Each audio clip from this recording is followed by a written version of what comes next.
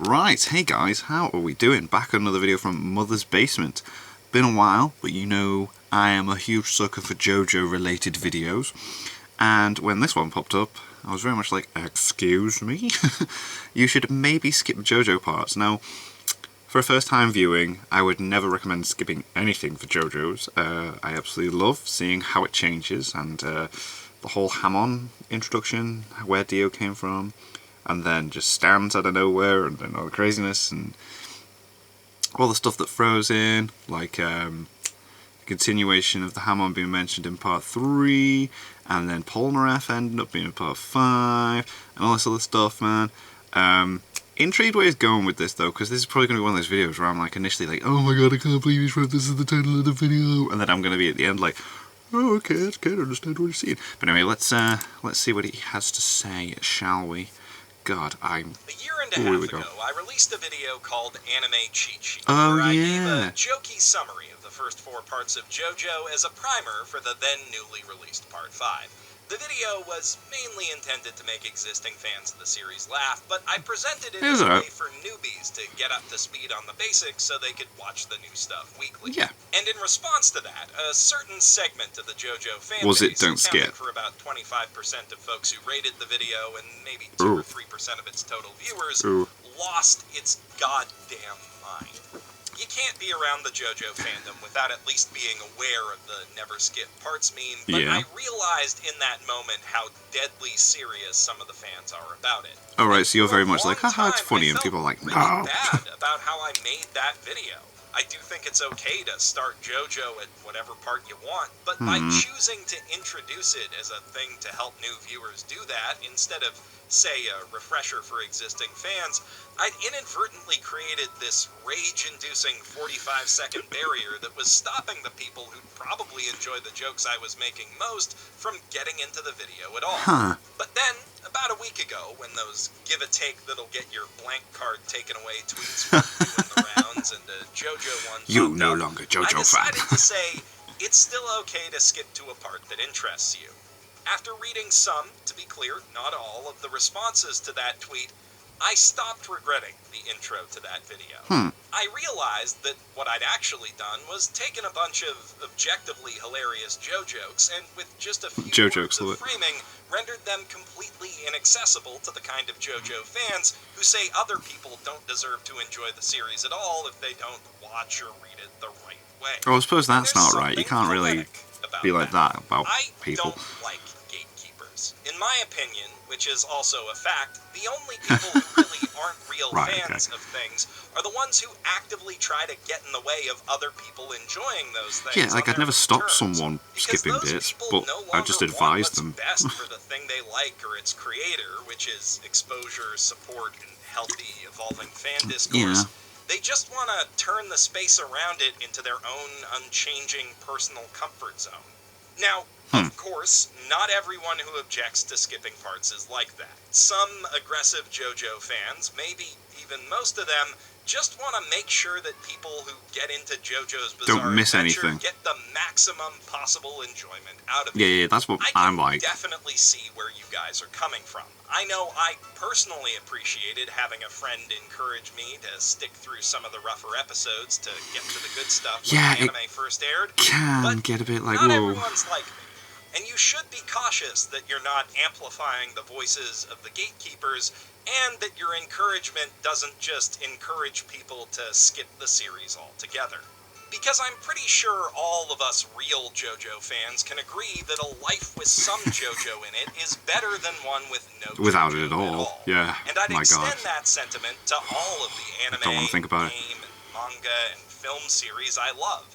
That's why I'm making this video. To make the case that it's totally valid to get into Jojo or any other thing you think might interest you by jumping over the parts of it that are getting in your way, trying out the bit that interests you most, and if you like that enough, going back to the other stuff later. Not if you don't wanna.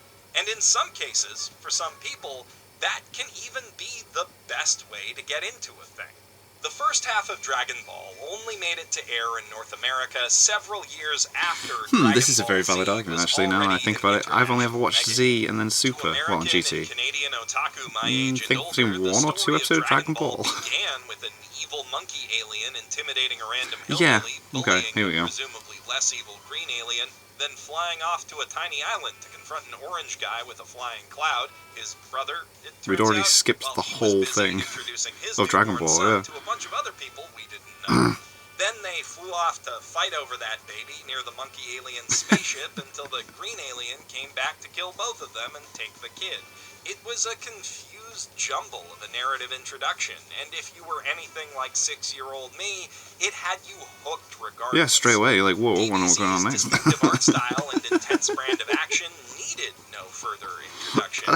Okay, And the this is very mystery of true. who all these people were and how they all knew each other only added to my desire to learn more about it. And I didn't need to know much about them to grasp the essential elements of the weird monkey alien family drama that was unfolding before me, or to understand the threat posed by the even more powerful monkey aliens who were coming to On their do way, an yeah. invasion and get the magic wish balls, which are a thing apparently now. And even though my young mind had no concept of what metal even was, I understood intuitively that the tale of Goku's journey through hell itself to get stronger and fight those big bad monkeys off was metal as fuck. Without knowing any of the backstory, my friends and I enjoyed the heck out of the True, we entire did every week. Saiyan He'd be like, did you watch Frieza Dragon Ball Z? sagas, Did you watch Dragon Ball and Z? when Did you we watch Dragon Ball Z? finally Oh my did get god, Dragon Frieza's so Ball cool. in Canada, it felt more like an oddly comedic prequel to Z than a truly I don't think essential Dragon Ball, part of I think actually might have While I tried to air it in personally England enjoyed for a it bit. immensely, a lot of my DBZ-loving friends never liked or finished the original. And given that they still followed Z for nearly 300 episodes, longer if they Would not gave give Dragon GT Ball a shot, chance, yeah. made fan Ugh, content GT, around Jesus it, Christ. and played a lot of the video games, I'd still call them all hardcore Dragon Ball fans. Yeah. There's a reason nobody watched Dragon Ball is a meme in the show's fan community, and there's a reason that Dragon Ball Abridged was able to start in the middle of the story with nobody complaining about it. Yeah. This chaotic in medias res introduction is just part of what DBZ is within our pop cultural context now.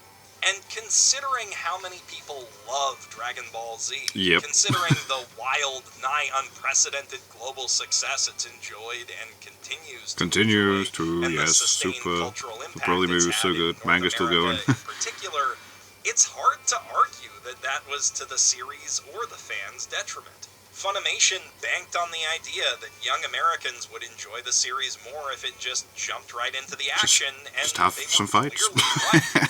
And that wasn't just some happy accident. The whole reason that Dragon Ball has two big status quo altering time jumps built into it, and the reason that it's broken up between those jumps into distinct sagas that focus on self-contained villains, is to allow new readers and viewers to okay, pick the yes. series up in the middle without feeling totally lost. Out of necessity, it was designed to be discovered out of sequence. So is almost every TV show that's not a streaming original. I mean, like Before the JoJo's existence of Bizarre streaming platforms, that was just how you found new shows to watch. You'd surf around until you saw something that could hold your attention. Oh my God, enjoy the Gundam Wing. self-contained elements of that episode's storyline, and then if you liked it, you'd keep following the series. I guess, trying to yeah. piece together whatever you missed until a rerun or marathon came along to help you get caught up.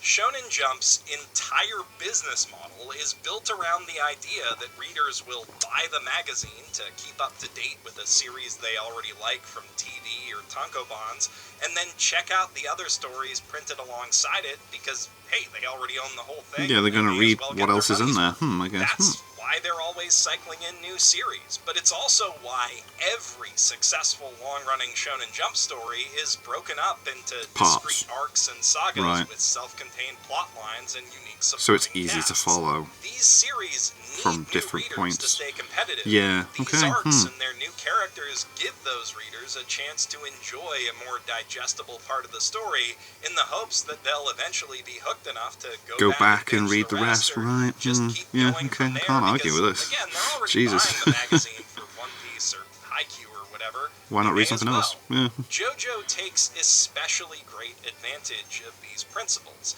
The entire series is broken up into short, digestible story arcs whose high concepts and underlying themes can be explored in, at most, a dozen or so chapters, with closure No, I'm saying, sorry, I'm just recording a video at the moment. minor villain It's alright. smackdown at the end of each one.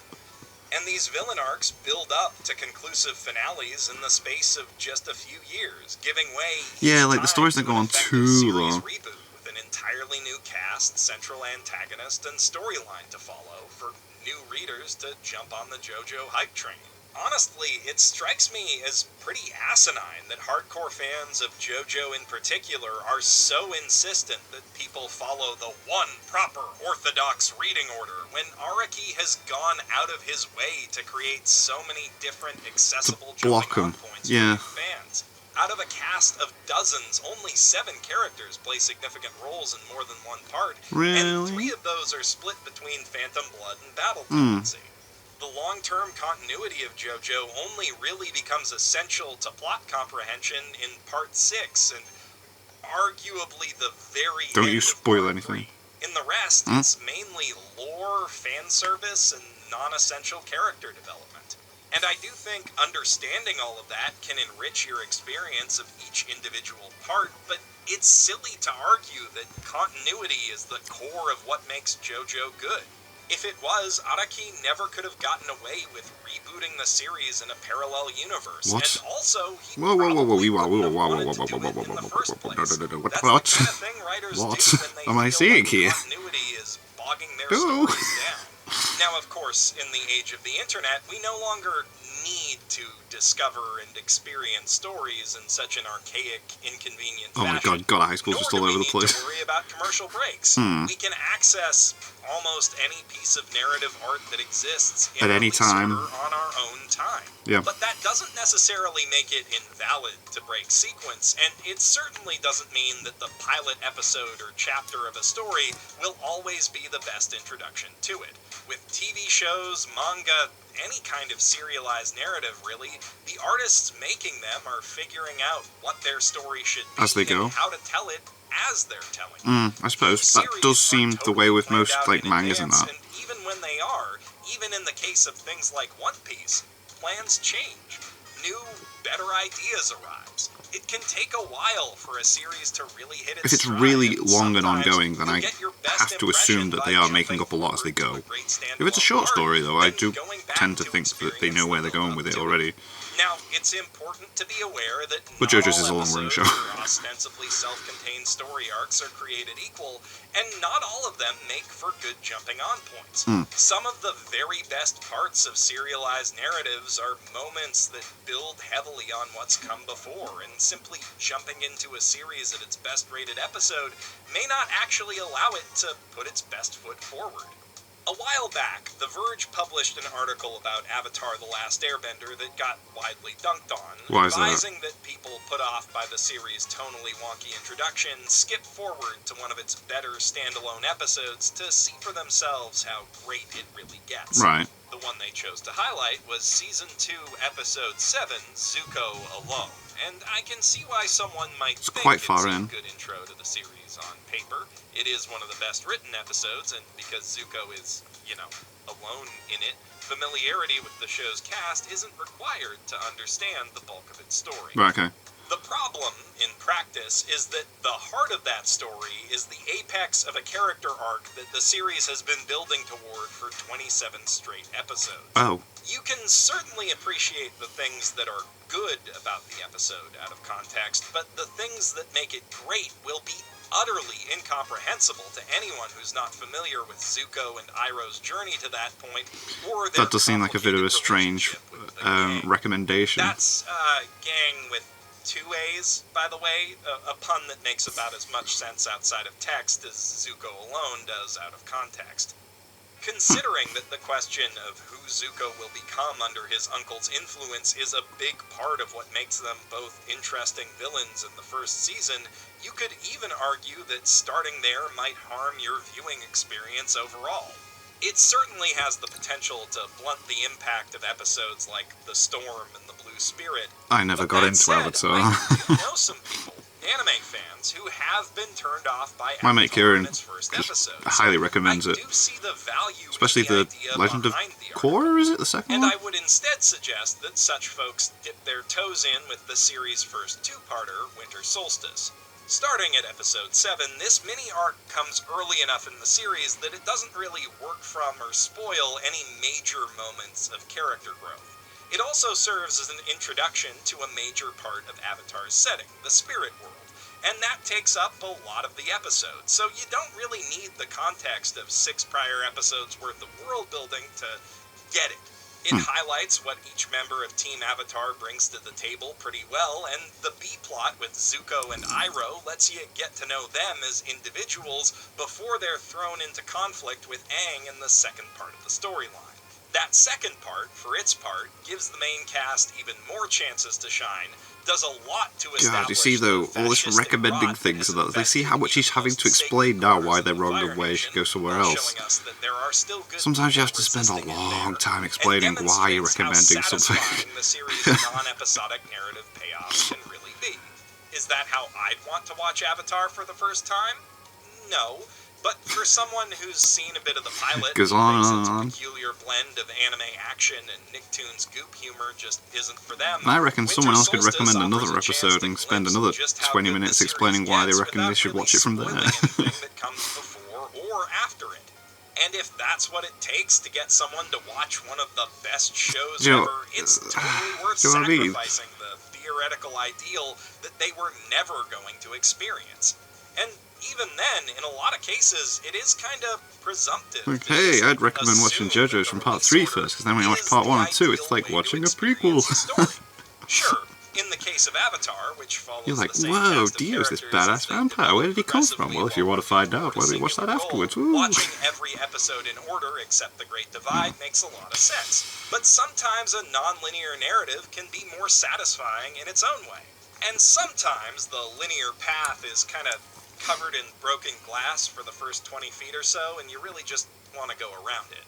Okay, this is Right, a back very to Jojo. brave and controversial take that no Jojo fans ever heard before, but Phantom Blood isn't the best, actually. It's weirdly paced, fully half of its cast. Oh, I is agree with you. entirely It's not like forgettable, it's got a lot of nobody would problems. remember Dyer without Straits, and we only remember him because of Part 2. And while its action is certainly bizarre, it's not particularly cool or dramatically What? satisfying outside the 2 fights with Dio, and maybe that one bit where Jack the Ripper pops out of a horse. Excuse RFD was me? still figuring out what the series should It's be class. as he wrote it, and while it gets good toward the end, it shows.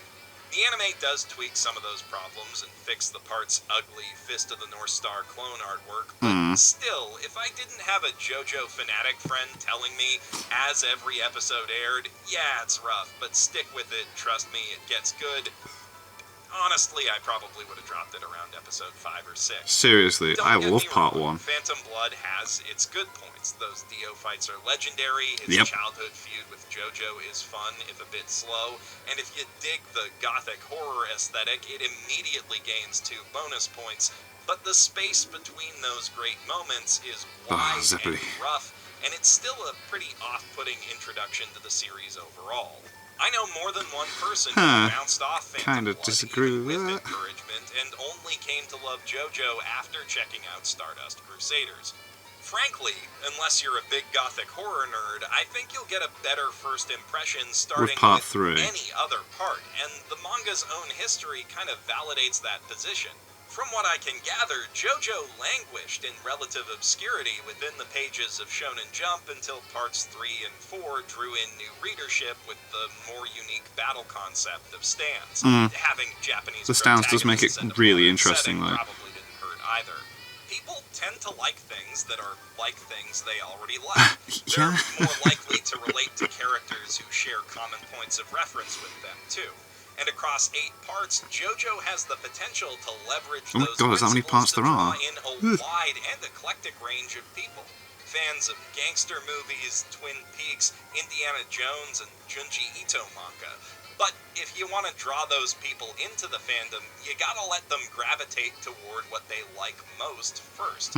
Because if they do, then JoJo will become a thing they already like, and they'll be more likely to check out and appreciate what's good about the other parts that they might otherwise never have watched. This does seem like Jeff just said something. I started that anime cheat sheet video, but no, you see, you do, because you made a whole goddamn video defending it. This is what it is. I figured they would, unlike some of the people who got mad at that video. I don't think anyone's dumb enough to honestly see 24 minutes of jokes as a suitable substitute for over 40 hours of I mean, I've got no problem, but it is. That is what this is. This is just one big bet. defense over what you Because said. I do think that everyone who's interested in JoJo will get the most out of it if they watch and read every part of it, barring there being some aspect of a part that they just can't tolerate, like that one Nazi who's a main character in part 2. I know that's off-putting to a lot of people. I just don't think they need to do it in order. JoJo's parts are designed to work as standalone stories, and while you will miss the context for some plot elements or character moments in any given part that you watched before its predecessors, that context Which is kind of important. never crucial to enjoying the main storyline or to understanding the Really? growing cast of characters. Except recurring ones, of course, but besides Joseph in part 3, they always take on supporting roles anyway. There's even some potential fun to be had in discovering connections between the parts out of sequence, and I think there are some Here we go. cases where Right. not Here's knowing the certain things about past parts why can it's okay even to watch the enhance parts however you power want of now. later story elements. Which is why, inspired by the now famous machete order for Star Wars, I've come up with my own basement order for JoJo. Oh, okay. I'll give that to you now, so that anyone who's watching this and wants to try JoJo out this way can stop the video and do so without being spoiled. Then I'll explain why I made This the is going to be choices interesting. I Right, did. okay, let's go with For this. the basement order, you start with part 4, Diamond is Unbreakable, then watch part 2, Battle Tendency, which starts at episode 10 of season 1. What? After that, you jump to part 5, Golden Wind, followed by the first season of part 3, Stardust Crusaders, and after episode 24 of that, you finally hop back to watch part 1, Phantom Blood, and cap the anime off with the Battle in Egypt arc of part 3. Then you can read part 6 of the manga, Stone Ocean. Wow. 7 and 8 are in their own continuity, so you can worry about those separately, but you really should read them because they are the best parts of JoJo, hands down. Now, here's the rationale for why I put the parts in Yes, this please order. explain. The story of JoJo is a story of long-standing family legacy, but that legacy is fractured by tragic circumstance, by familial estrangement, and by hidden infidelity, such that no JoJo is fully aware of their inherited destiny until it calls upon them. By watching the series in this sequence, we're able to discover the Joestar legacy alongside the characters who are unwittingly swept up in it, and thus better relate to them and their confusion and curiosity before going back to see how it all began. In part 4, for instance, a defining aspect of Josuke's character is the fact that his father is a total stranger to him. Yeah, I And by suppose. starting here, we get to meet Joseph Joestar as he does, seeing him first as a doddering old fool before slowly discovering his true heroic nature through his actions. This sets us up for an exciting reveal when we finally get to see Joseph in his prime in part 2, and there's a neat bit of I don't like narrative this. symmetry in jumping back from one time his wallet was stolen to another. I also chose part 4 to start Although that because is cool. Jotaro explains how stands work in the first episode, and while it's not as metaphysically comprehensive as the exposition at the start of part 3, it absolutely gets the job done.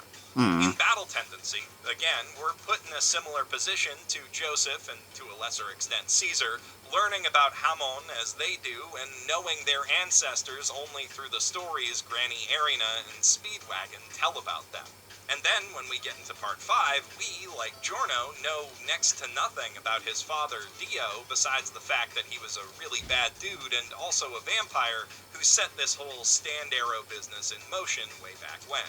Dio doesn't really factor into the Gangstar saga anyway, at least not until the end, when No. Eldaref gets involved, And curiosity about him makes for a great narrative bridge into Part 3. Now, obviously, by starting Stardust Crusaders near the end of the series, we do undercut the big reveal of what Dio and Jotaro's powers are, but frankly, Yeah, I'm not a fan of I this think at the ship all. has kinda No, sailed no, on no, no, people no. being surprised by time-stopping in Jojo. And besides that, this viewing order leaves the mystery of Dio himself intact.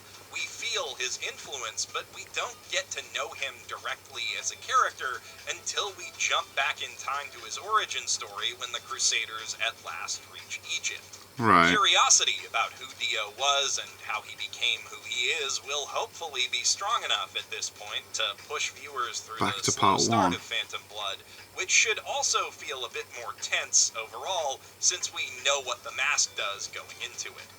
This flashback also serves to break up the repetitive fistfight of the week formula that defines Stardust Crusaders, which can get a bit tedious when stretched across 48 straight episodes, in my opinion, anyway. Theoretically, this order should turn the rough viewing experience of both parts into a much smoother ride to the grand finale of Dio's world, which is still, in my opinion, one of the best goddamn fights in this It's series, incredible. and So good. should make for a heck of a satisfying finale to it. From there, if you're so inclined, you can go on to read Stone Ocean, or otherwise wait for it to be animated. Either way, you'll be primed to enjoy I it as a can't wait for some more JoJo's celebration of anime. everything you've watched so far, and as a more direct continuation. Rumours of are that it's Dio going to be and announced Jotaro's within the next couple of respective weeks. legacies. So, is this basement order the truly definitive way to watch JoJo? No. Of course not. And also, that's not really the point of this thought exercise. What I hope I've demonstrated with it is that there can be pros and cons to either watching the series in release order or shaking things up. And you won't necessarily enjoy it less if you watch it out of sequence. Depending on the order, you may even get to enjoy some satisfying setups and payoffs that don't exist in the linear JoJo timeline. And that's not only true of this watch order. Obviously, not every possible random approach you can take to JoJo, or I'm not a fan of this video. This doesn't happen often, but I'm not as smooth a fan of as this. something planned out by someone who knows the material, or the standard chronological order. But that's where you, as a JoJo fan, can help your friends find a way of tackling the series that works for them and is still satisfying overall. If you can get past the idea that there's this one perfect way they have to go about it. I've said it before and I'll say it again. The more JoJo you have in your life, the better. Yeah. So the best approach to exploring the series, in my opinion, is whatever gets you the most excited about it. Even if that means you only ever watch the Handsome Mafia Variety Hour or Scooby Hairdo and fill in the blanks with a wiki. Or you go full chaotic evil and exclusively read the light novels. Honestly, I'd love to hear what someone who does that thinks of JoJo, and There's the light same goes novels. for anyone who's experienced the series differently from me. There's Hearing light novels. varying perspectives on things I like only ever enhances my own appreciation of them. That's a big part of why I make these videos and still read the comments, despite the advice of my peers. And that is the single best reason I can give my fellow JoJo fans to not only let part skippers be and let them join your conversations about it, I mean, I'm not going but also to hate on to them, it's straight just... up encourage people who might side-eye the series for its length or the pushier parts of its fan base to ignore what they're supposed to do and help them enjoy Do what JoJo they want in a to way do. that makes sense You're to them. free. The bigger and more varied this fan base gets, the more interesting it'll be for all of us who take part in it.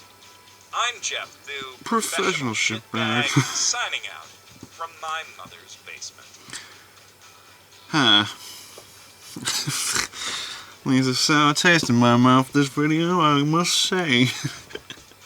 It did just seem like one really long excuse to be like, well, that's why I said what I said, and then make a really weird, convoluted way of watching it to then justify it and come up with reasonings as to why you'd enjoy characters at certain points. But you could do that about anything. You could do any show. God. That wasn't a necessary video at all. He didn't need to stick up for what he said. It's just like, It's his opinion, he's allowed it, and he should just be that way, but... Oh, God. Anyway, thank you guys very much for watching. What did you guys think of that? What do you guys think of this? Click like, subscribe if you haven't already. Leave comments down below, let me know what I should watch and discuss in future videos, and I'll see you guys next time.